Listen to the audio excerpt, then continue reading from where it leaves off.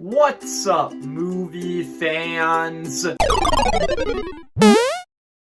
Guys, this is going to be a very random video, but it's not like that's anything new for me. I mean, last year I randomly made 2 videos about Lost, a show that ended like 15 years ago, so really this isn't that out of the ordinary.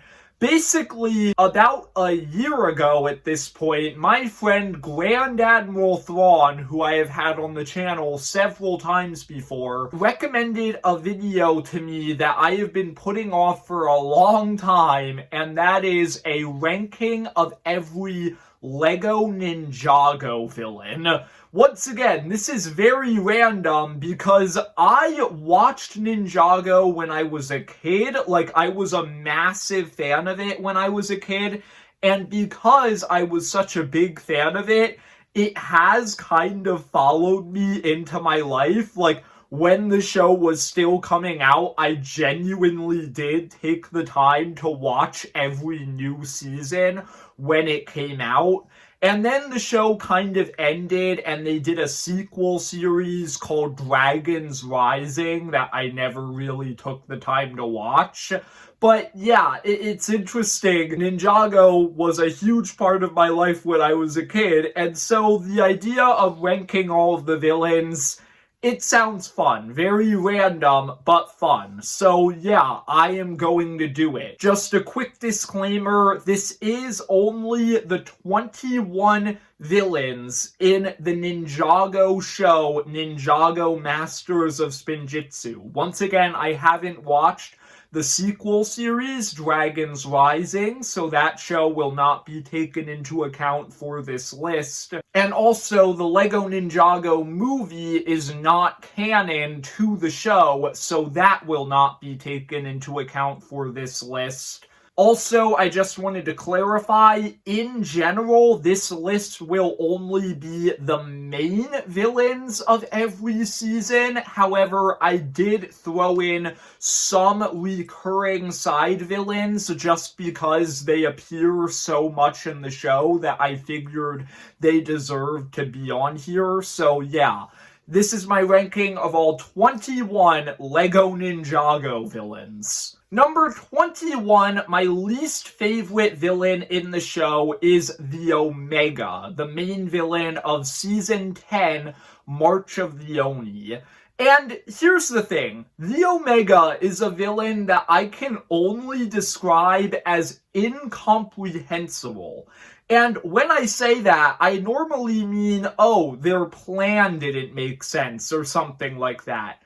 No, in the case of the Omega, I mean I literally cannot understand a single thing that this dude said in the entire show. His dialogue is just so weird, like he has this weird echoey audio effect on him to the point where I could not understand anything that he said. And as a result, he is my least favorite villain in the show because I have nothing to go off of. Like, it's hard to be threatened by a villain when you literally cannot hear them. Number 20 is Esphira, the main villain of the first half of Season 11, Secrets of the Forbidden Spinjitzu, and then later Esphira came back as one of the side villains in the final season of the show, Crystallized. And Esphira is just a very weird character to me. I just never really found her to be that threatening or memorable compared to other villains in the show. Really, the only significant thing that she does that poses any sort of threat is taking away Kai's powers for a little bit, and even that just feels like a minor roadblock. And also, I don't like her motivation because she has this whole backstory. She hates Sensei Wu because Sensei Wu taught her how to do Spinjitzu when they were kids, and in exchange, she wasn't supposed to use Spinjitzu for evil, and then she did, so then Sensei Wu got mad at her, the two of them fought, And her entire motivation is she wants revenge against Sensei Wu. Okay, that's a good villain motivation. She's clearly the one in the wrong there. But for some reason, it feels like the show is on her side, and throughout the whole season, all of the ninja are mad at Wu for betraying her too, and it's just very weird to me. It's one of the weirdest written plot lines in the entire show. Number 19, Sensei Yang. Sensei Yang originally appeared as a minor one-off villain in Season 5, Possession, and then he later returned as the main villain of the TV special Day of the Departed. And I think Sensei Yang is the villain with the dumbest motivation on this entire list. His entire motivation is he wants to escape from his imprisonment in the spirit world and become alive again because he feels like he's not going to be remembered by anybody and he wants to make a lasting impact on the world. And then Cole, towards the end of the Day of the Departed TV special, reminds him, hey man, you realize that you are still going to be remembered forever, whether you come back to life or not, because you invented Erjitsu, one of the most powerful martial arts in the entire Ninjago universe. And then Yang is just kind of like, oh yeah, I never thought of that. And that's how they beat him. The entire plot hinges on this dude forgetting that he invented one of the most powerful martial arts in this universe. I don't really think I need to say anything else. Number 18, General Kozu. Now, Kozu is probably a villain that should not be on this list because he is very much a side villain. He originally appeared in Season 2, Legacy of the Green Ninja, but he returns as one of the side villains in Day of the Departed, and for that reason, I figured I should put him on the list. I don't really have a lot to say about him. He's just kind of a big, brutish side villain, and he's kind of treated as a joke because both times he shows up in the show, he gets defeated by Dareth, the stupid character, and it's just funny. Apart from that, there's just not really a lot to say about this guy. Number 17, General Cryptor. Cryptor is a villain who is very similar to Kozu. He shows up as a side villain in Rebooted, which is Season 3, and then eventually he appears again in Day of the Departed. Very similar to Kozu, but with Cryptor, he has a little bit more personality to him, and he has kind of a rivalry with Zane. He taunts the other ninja a lot. And ultimately his big mouth ends up being the thing that defeats him in Season 3 because he makes fun of the one tiny ninjroid named Mindroid, and then Mindroid beats him up. So yeah, just kind of a fun side villain, not much else apart from that. Number 16, Ronin. Now, to be clear, I really like Ronin as a character. He's a very great supporting character who appears throughout several seasons of this show, starting with Possession. However, I do not like Ronin as a villain, and they do use him as a villain. He is the main villain of the 4-part TV special that takes place between Season 13 and Season 14, titled The Island, and I don't like the way he's used in that special. Like, Ronin has never been a great guy. He's kind of like a thief, but an honorable one.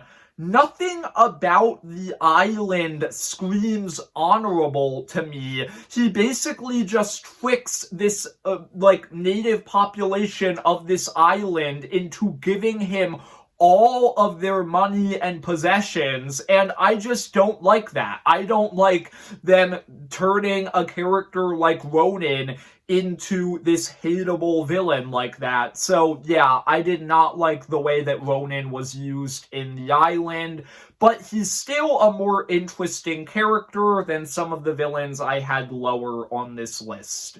Number 15, Samukai. Samukai is another kind of side villain in the show. He is actually the very first villain that the ninja fight in the show. He appears as the side villain of the pilot episodes, and then later he comes back in Day of the Departed.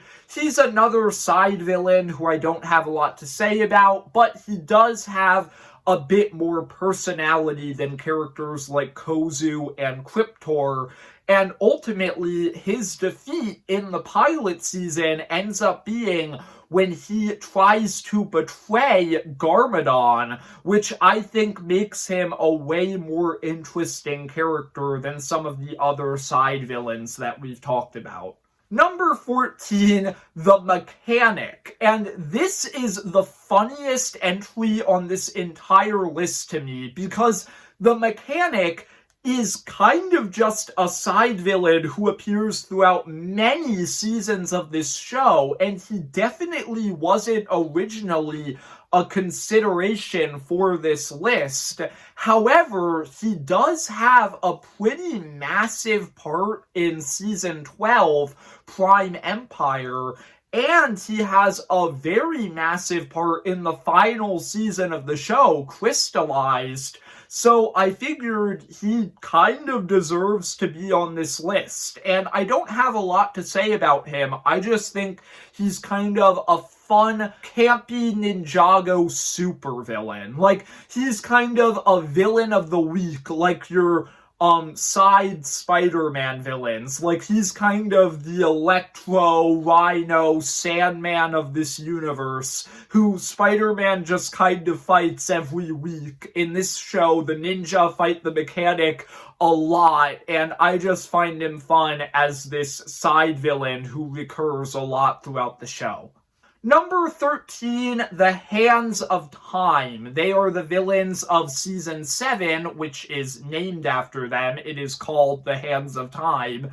They are twins, Crux and Acronix, and I think that they pose a pretty big threat in this season, which is why they are this high on the list. They steal all of the metal in Ninjago. They use it to create this massive time-traveling mech armor, and then they try to alter history in their favor. So yeah, they are pretty threatening villains, but I just don't find them that entertaining. They have one gimmick throughout the entire season, and it is them arguing over whether technology is bad or good or not, with Crux thinking that all technology is bad, and then Acronix constantly arguing that it's cool. That's their one gimmick, and I just didn't find it that funny. Number 12, Unagami. Unagami is probably one of the weirdest characters on this entire list to describe. Like, if I were to describe this character to you and you had never watched Ninjago before, it would be so weird, because he's like a living video game with abandonment issues, because he was canceled before he got released. That's who Unagami is. But I think that he's actually a pretty compelling villain who actually is a good bit sympathetic, and as a result, I had to give him a spot kind of right outside the top 10 here, but he's definitely not as threatening as a lot of other villains on this list, so I couldn't put him higher. Number 11, the Iron Baron. Now, a lot of Ninjago fans, because this show actually does have a pretty avid fan base, are probably surprised that the Iron Baron is this high on the list. He's one of the main villains of Season 9, Hunted, and he's generally considered to be kind of a generic, forgettable bad guy. I completely disagree. I think the Iron Baron is incredibly hateable, and as a result, I felt the need to put him pretty high on this list. He's just kind of this jerk with no redeeming qualities who only cares about himself, and it leads to one of the coolest moments in this entire show, in my opinion, where in the second to last episode of season 9, Wu is forced by the Iron Baron to lead him to this armor that the Iron Baron thinks will help him control this dragon called Firstborn. And then when he gets to the armor, Wu says to him one of the coldest lines in the entire show: "You thought that the armor was what allowed my father to control Firstborn? No, Firstborn sensed good in him. What do you think she senses in you?" I have not seen season 9 in years because I watched this show when I was kind of growing up as a kid, and yet I still remember that line being one of the coolest scenes in the entire show. And yeah, the Iron Baron gave me that. So yeah, I had to put him outside the top 10. Number 10, Orm from the Aquaman movies. Oh, no, I'm sorry, that's my bad. Kalmar from Ninjago. But in reality, Kalmar is literally just Orm from the Aquaman movies. He is the prince of an underwater kingdom who hates the surface world, he hates his adoptive brother, and eventually he ends up becoming the king after killing his father. He's literally just Orm from the Aquaman movies, except not quite as compelling. I do really like Kalmar, obviously. He made it into the top 10, and that's because he is a hateable villain who's super selfish, and then at the same time, he kind of has a fun side to him because he's constantly insulting and berating his subordinates in creative ways, and it's kind of funny. But at the same time, he is just kind of a generic version of Orm from the Aquaman movies. So, yeah, good villain, but not really an original one. Number 9, the Skull Sorcerer, the main villain of Season 13, the Master of Mountain, who later returns in Crystallized. And I think the Skull Sorcerer is another one of the most hateable villains in the entire show because of what you learn that he did in Season 13. Because in Season 13, you meet these two races of magical creatures, and these two races are at war with each other. And as a result of them being divided and at war with each other, they have been enslaved by the Skull Sorcerer. And then later, throughout the season, you learn that the Skull Sorcerer actually manipulated their hatred of each other in order to take control of them, and he's actually one of the most twisted villains in the entire show. Like, he's surprisingly mature for a show like Ninjago, and so, as a result, I think he is one of the most hateable villains in the entire show. He's also willing to literally sacrifice his own daughter to get what he wants. Like, he is a twisted character. And the worst part is, his entire motivation is just money. He's building Vengestone and selling it for money. And he's willing to do all of this stuff just for that process. So, yeah, surprisingly hateable and mature villain for this show. Number 8, General Vex. We're kind of in a row of hateable villains right now, and I think Vex is possibly the most hateable villain in this entire show. He is the main villain of the second half of season 11, and I just hated this dude so much. His entire thing is he basically brainwashed and manipulated Zaid into becoming this cruel dictator and taking over this entire other realm for him. Like, once again, an incredibly twisted and messed up character for a show like this.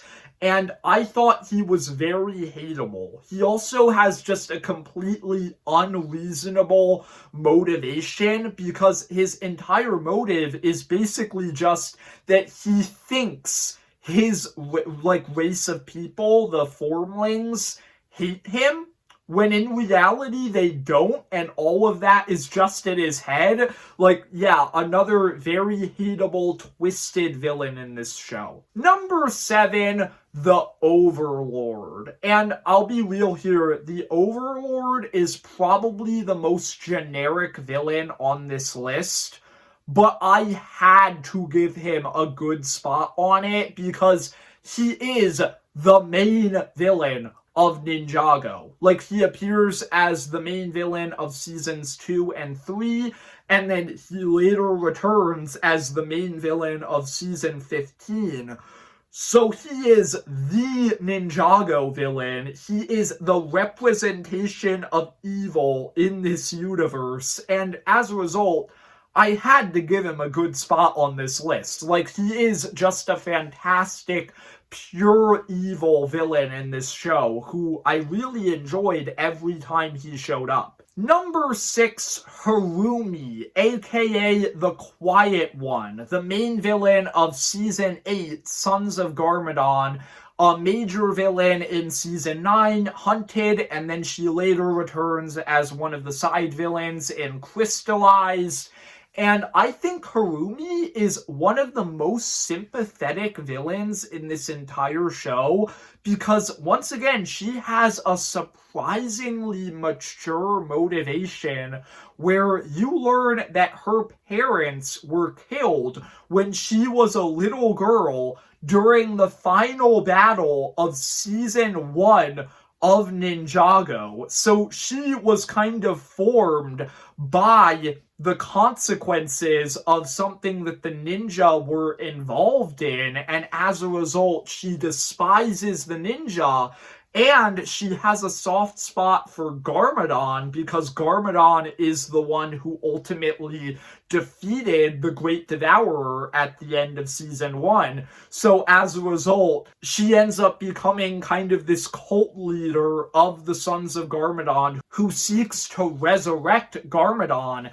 And I thought that all of that was actually super interesting and, once again, kind of mature for Ninjago. She is a very compelling villain, in my opinion. I think she's a great twist villain because at first she's introduced as an ally to the ninja, and then eventually she ends up being revealed to be the one behind the main villainous plot of Season 8. She also has a redemption arc towards the end of the show that I thought was really compelling. So yeah, I think Harumi is one of the most interesting villains in the series. Number 5, Pythor. And Pythor is just such a fun villain. He is kind of the original Ninjago villain. I mean, obviously there's Garmadon and Samukai in the pilot episodes, but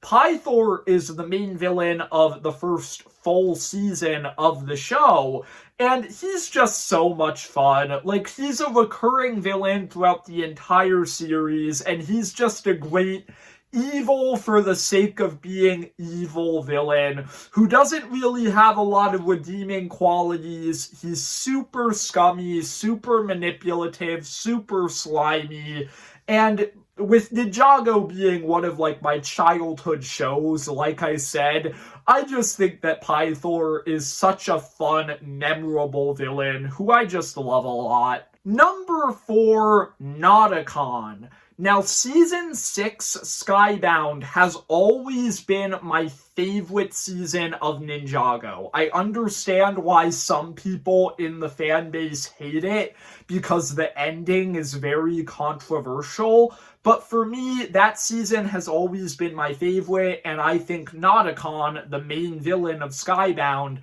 is just a great villain. He has a great motivation because, I mean, once again, he's surprisingly mature for this show. Like, his entire race of people were wiped out because of the final battle of Season 5, Possession, and as a result, he despises the ninja. He wants to get revenge on them. Kind of a reasonable motivation, and then he's also just a very, very scummy, manipulative villain who ends up being able to trick all of the ninja except for Jay into defeating themselves.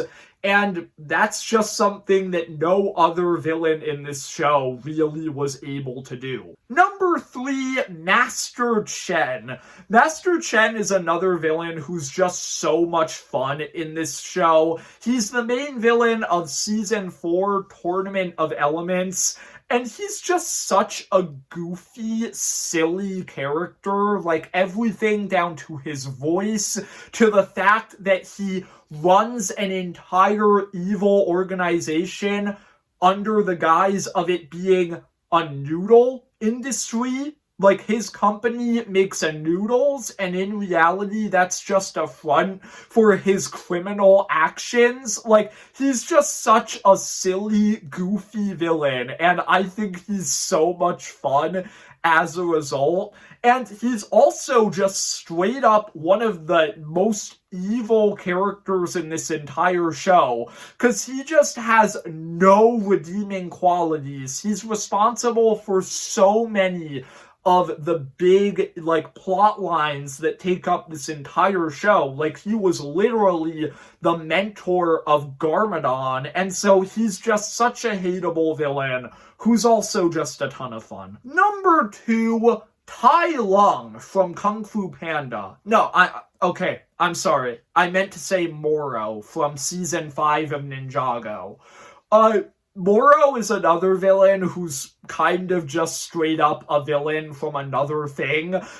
He is basically just Tai Lung from Kung Fu Panda, except in this case, I actually like Moro a little bit more than Tai Lung. His entire, like, backstory is all about Wu training him to be the Green Ninja, but then eventually it became clear that Moro wasn't destined to be the Green Ninja, and as a result, Moro turns against Wu. He then dies and becomes a ghost. Once again, this show can get surprisingly mature for being a Lego show for children. But yeah, I just think that Moro is one of the most compelling villains in the entire show. He has a super interesting backstory.